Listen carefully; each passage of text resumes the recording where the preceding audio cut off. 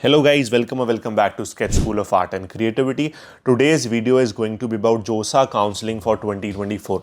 I know a lot of you have many doubts, काफ़ी problems हैं, confusions हैं, क्या eligibility criteria है, कौन सा college मिलेगा, कैसे choice filling करना है, कितना fees लगता है. There are a lot of doubts. तो आज की वीडियो में जो भी सारे major important points हैं that you need to know, that you should be clear about before finalising कि आपको कौन से कॉलेजेस चूज़ करने हैं, क्या प्रेफरेंस रखना है, जोसा काउंसलिंग में आपका स्टिट करना सही है भी या नहीं है, कहीं आपका टाइम या मनी वेस्ट ना हो. तो सारे पॉइंट्स हम आज बात करेंगे. All the people have given the JEE ARC examination in 2024. You must watch this video very carefully, that this will help you a lot in deciding the right choices and the right steps that you need to do in order to get the best college as per your marks in JoSAA counselling 2024.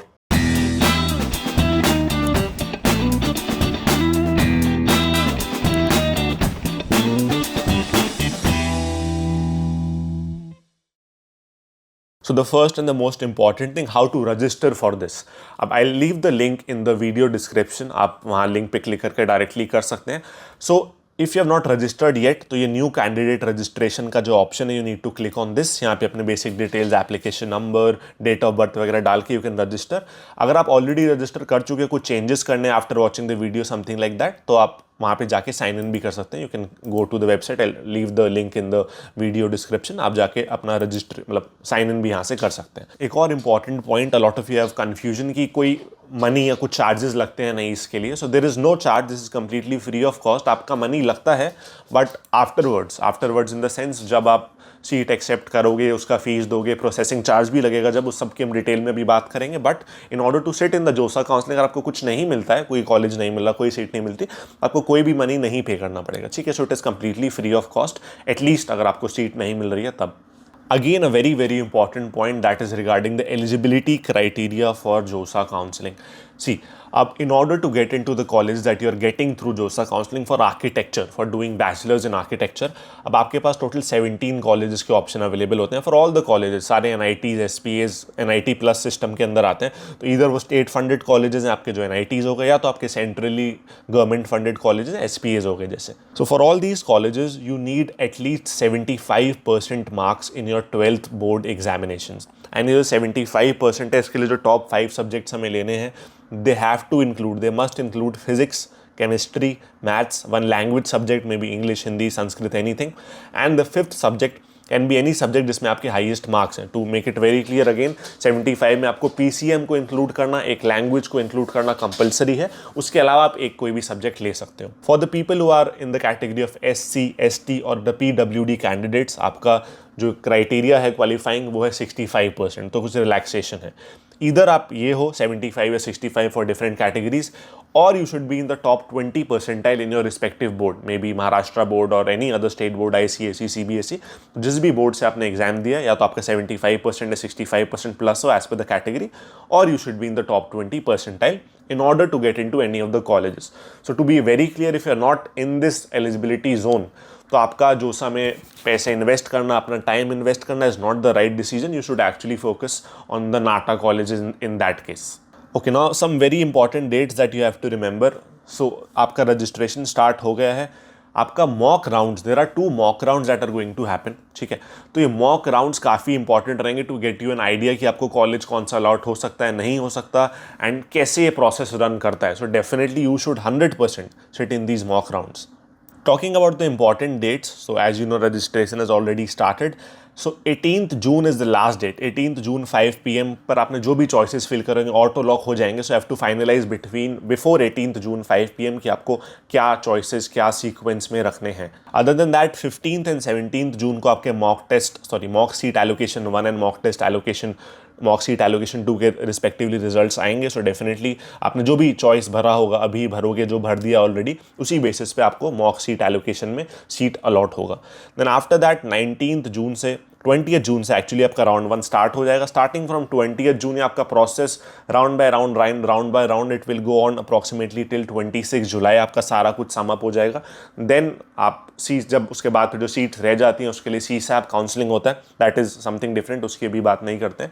Let's not confuse you very much. But या 26 जुलाई को सब कुछ खत्म हो जाएगा, finalise हो जाएगा for every person through जोसा काउंसलिंग कि किसको क्या मिल रहा है या नहीं मिल रहा है.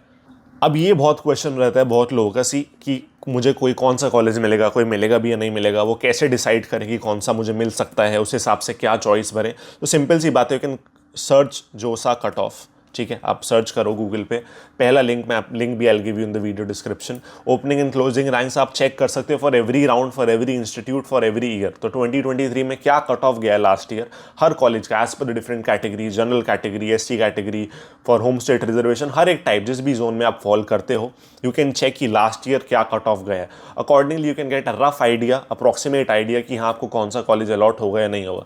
इवन आप सपोज गूगल पे सर्च कर रहे हो, तो आप अगर नहीं भी इतना मेहनत करना चाहते हैं, BR 2023 करके सर्च भी करोगे, तो क्योंकि पिछले साल का कट ऑफ काफ़ी वेबसाइट्स काफ़ी प्रोवाइड करती भी ऑलरेडी, तो किसी भी वेबसाइट के लिंक पे जाके आप ये जाके एग्जैक्टली भी चेक कर सकते हो कि डिफरेंट कॉलेजेस के लिए क्या डिफरेंट कट ऑफ्स रहे हैं, ठीक है। तो गूगल पे आपको बहुत आराम से इन्फॉर्मेशन मिल जाएगा, होम स्टेट, अदर स्टेट, हर पर्टिकुलर रिजर्वेशन के हिसाब से for every college that is there.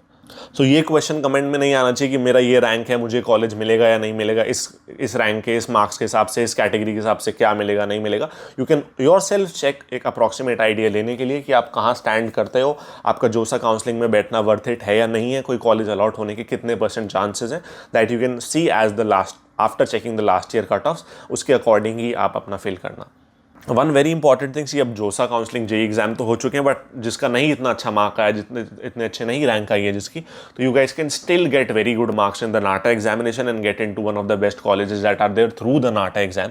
तो अगर इसी साल आपको एग्जाम देने, you should definitely try out SSAC का demo classes, you should check out our courses, we leave the information in the description, definitely you'll get a lot of help, काफ़ी आप अपने marks increase कर सकते हो even in this short time, and also the people who are going to write NATA, JEE ARC next year या coming years, definitely SSAC can be the best platform, online platform to help you score your desired marks. You can also check out the reviews of our students, we'll add that video so that you can get an idea how we can actually help you score the best marks possible as per your potential. Definitely you can contact us on WhatsApp, through our website, you can book a demo class, you can book a counseling session, and definitely if you want to get into the top colleges for architecture, SSAC should be your first preference based on the amazing results that we have produced over the years.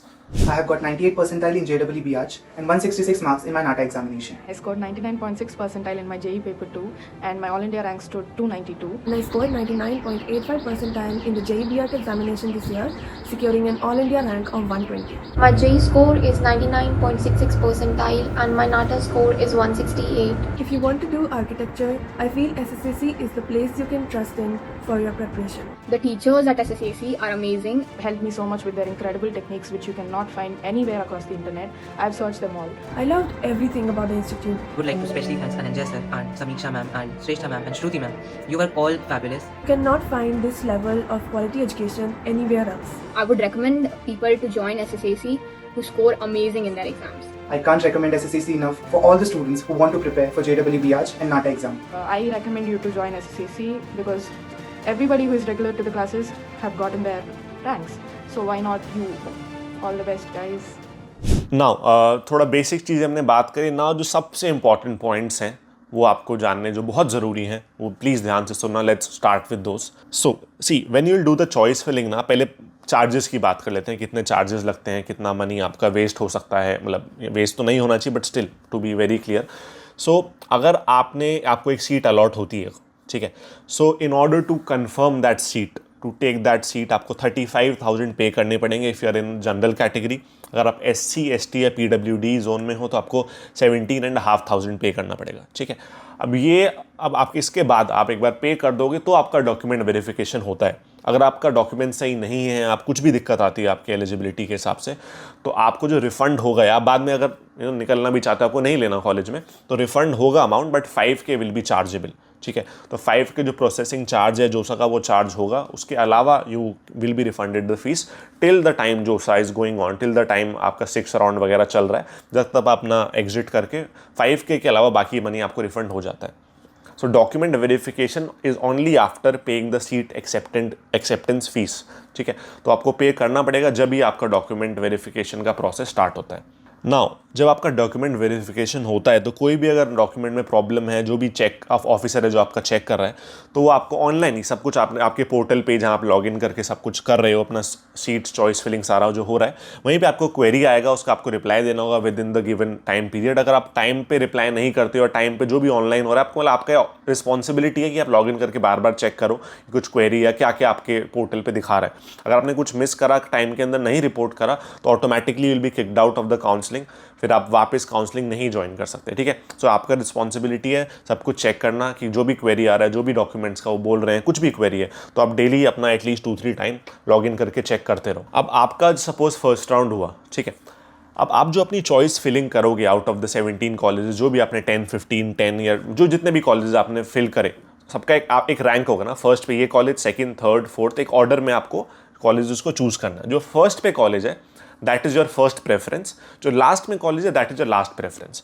सो अब क्या होता है, आपको suppose आपका first वाला college मिल गया, first जो आपने फर्स्ट पे भरा है, सपोज आपने SPA दिल्ली भरा है, आपको वो मिल गया पहले ही राउंड में, तो आपके पास एक ही ऑप्शन होगा, या तो फ्रीज या तो लीव द काउंसलिंग। तो टोटल ना 3 ऑप्शन वैसे रहते हैं, इनको क्लियरली समझ लेते हैं। Freeze, float and slide.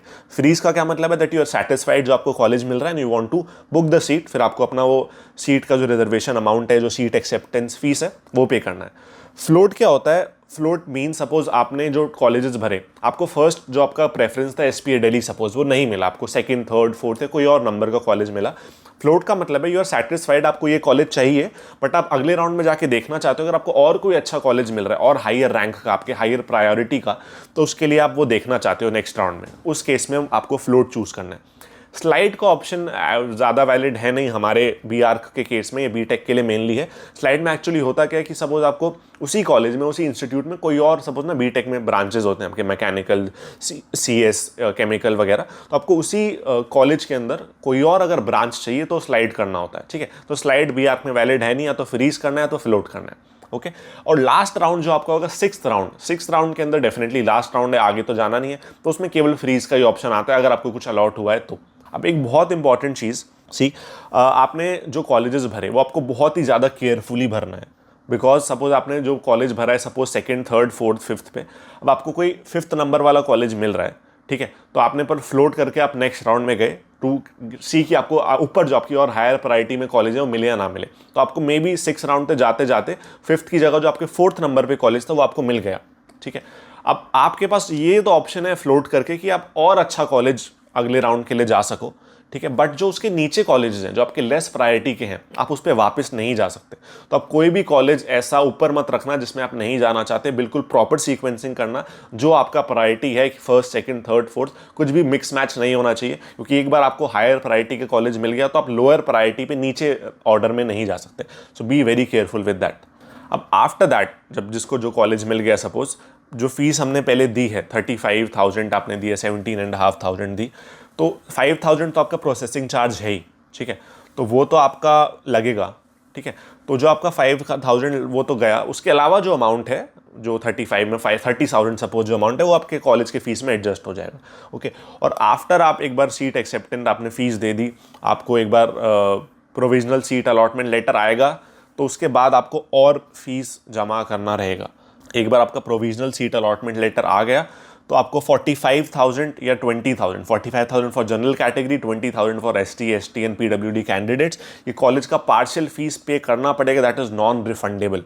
So please be careful. अगर आप कोई और कॉलेज सेप्ट या कुछ और एम कर रहे हो जो JEE से नहीं होता है, और आपका वो भी दिमाग में है कि हाँ JJ या सेप्ट में मुझे जाना है, तो ये जो फाइनल आपका पार्शियल फीस का जो पेमेंट के लिए आपको बोलेंगे after you have got the provisional seat allotment letter, तो वो आपको पे करना जब भी, अगर वो आपने पे कर दिया वो रिफंड नहीं होगा, तो सोच के ही आपको पे करना है। और आपने अगर नहीं पे करा तो आपकी सीट भी कैंसिल हो जाएगी। तो 16 जुलाई तक का आपका पास टाइम रहेगा विड्रॉ करने का अपनी सीट को। 16 जुलाई के बाद अपनी सीट विड्रॉ नहीं कर सकते। ठीक है, और एक और चीज़ ना थोड़ी दिक्कत आती है काफ़ी लोगों को। अच्छा, अगर आपकी एलिजिबिलिटी का प्रॉब्लम रहता है, अगर आपका बाद में रिजेक्ट कर दिया गया ड्यू टू एलिजिबिलिटी, आपके बोर्ड में कम है, आपका कुछ डॉक्यूमेंट नहीं वेरीफाई हो पा रहा है, तो आपको रिफंड हो जाएगा सारा अमाउंट जो भी आपने पे करा है, पहले ही हो जाएगा वो जो 35 के आपने पर है, बट 5 के अगेन प्रोसेसिंग चार्ज आपका लग जाएगा। ठीक है, और अगर नॉर्मली आपने ऐसे ही बिना रीज़न रिफंड कर लिया कि आपको नहीं लेना बस, तो आपका 7,000 रुपीज़ कटेंगे। ठीक है, तो थोड़ा डेफिनेटली अगर आप बाद में चेंज करते हो डिसीजन, कुछ ना कुछ अमाउंट आपका डिडक्ट होगा।